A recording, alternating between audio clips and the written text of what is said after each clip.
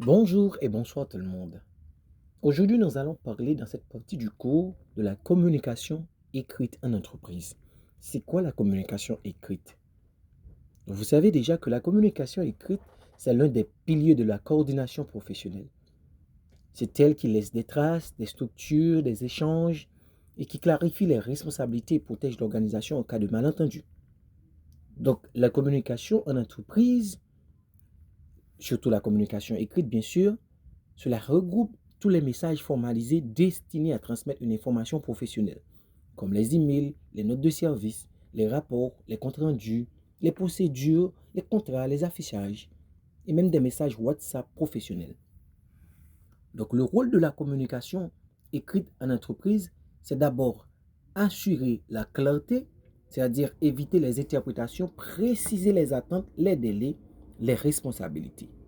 La communication écrite permet également de créer une trace officielle, c'est-à-dire une trace qui soit capable de suivre les comptes, les audits, les conflits.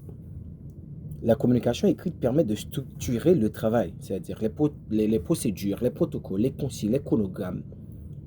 Elle permet également d'harmoniser les pratiques, que tout le monde doit suivre la même information. Et elle renforce la transparence, les décisions prises, les changements, les incidents, les budgets. Et la communication écrite également permet de professionnaliser l'image de l'organisation. On essaie d'être cohérent, d'être sérieux, d'être crédible. Il y a ce qu'on appelle les principaux types d'écrits professionnels que nous allons voir. Dès qu'on parle de principaux types d'écrits professionnels, nous voyons par exemple l'email professionnel qui est là pour informer, demander ou confirmer. Un suivi sur les tâches, sur les demandes de documents par exemple. Une note de service est là pour annoncer une décision ou un changement, comme une nouvelle procédure, comme les horaires. Un compte-rendu est là pour documenter une réunion ou une activité, comme une réunion d'équipe, une visite de terrain. Un rapport analyse, explique et justifie, comme les rapports mensuels, les rapports d'incident. Il y a également la procédure protocole. Euh, Dès qu'on parle de procédure ou de protocole, c'est ce qu'on appelle euh, la standardisation des actions, comme un protocole médical par exemple, ou des procédures d'accueil. Il y a la lettre administrative qui est là pour formaliser une décision, comme une lettre de blâme ou de convocation. Et enfin, on a l'affichage interne, qui est là pour informer rapidement, je me rappelle les règles, les horaires ou les consignes. Dans la communication écrite, il y a des principes fondamentaux, comme la clarté. Le message doit être court, avec des phrases courtes, un vocabulaire simple, une idée par paragraphe. N'essayez pas de tout mélanger. Deuxièmement, c'est la précision. Il y a les dates, les heures, les lieux, les responsables identifiés, les actions attendues. Il y a aussi l'objectivité, avec un ton neutre, très professionnel, pas d'émotion, pas de jugement.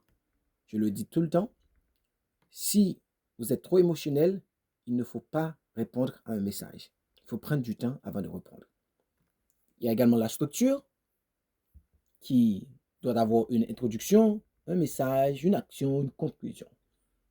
Par exemple, les titres, les listes, les tableaux sont importants également. La traçabilité du message est très importante parce que cela permet de conserver les écrits importants envoyés en copie à des personnes concernées. Du moins, archiver les documents clés. Okay? Il y a le respect et la courtoisie également, comme des formules professionnelles, le ton adapté au contexte. C'est toujours important de confirmer par écrit ce qui a été dit oralement. Utiliser des modes standardisés comme des procédures, des comptes rendus et des lettres. Éviter les messages vocaux, surtout pour les décisions importantes au niveau des entreprises. Il faut privilégier les tableaux, pour les tâches également. OK?